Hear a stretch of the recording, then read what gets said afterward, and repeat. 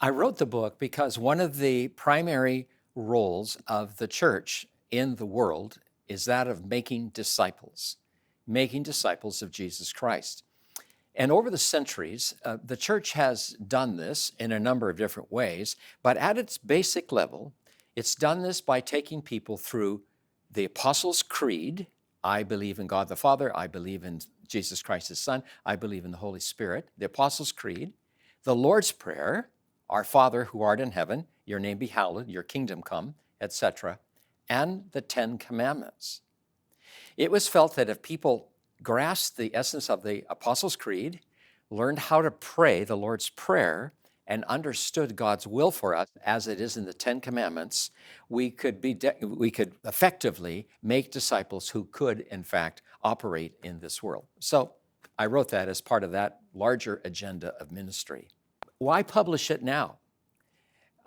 Good question, because I've been working on this for years. I have preached the Ten Commandments in other contexts, each time learning more and learning more and learning more. But why do it now? Because it seems to me that even though our culture would reject the whole idea of commandment and law, if I'm reading our culture correctly, people are hungry and longing for some kind of direction, some kind of guidance on how to live a fully human, flourishing life.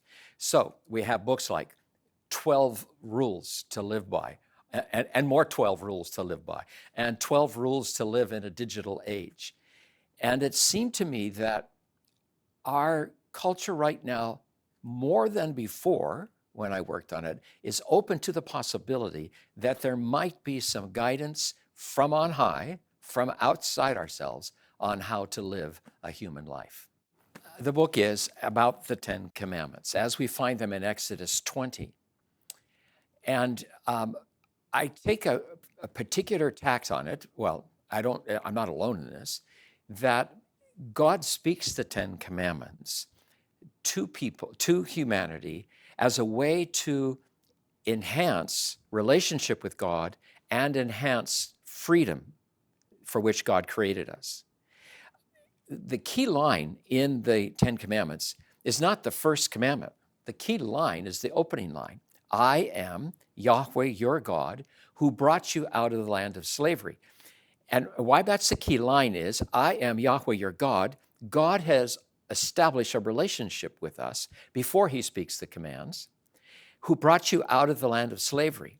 He's freed us before he speaks the commands, which is a way of saying the commandments are not a way to get into a relationship with God, and the commandments are not a way to become free. The commandments are a way to enhance that relationship that God has already established and to enhance the freedom God has already won for us.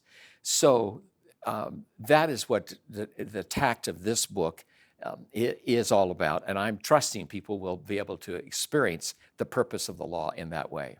So I trust that as people read this book, and more importantly, as people then grapple with the Ten Commandments, you will discover the more of the reason God even bothers speaking. In Deuteronomy, the second telling of the law, God says, I've spoken this that you might live, that you might have life.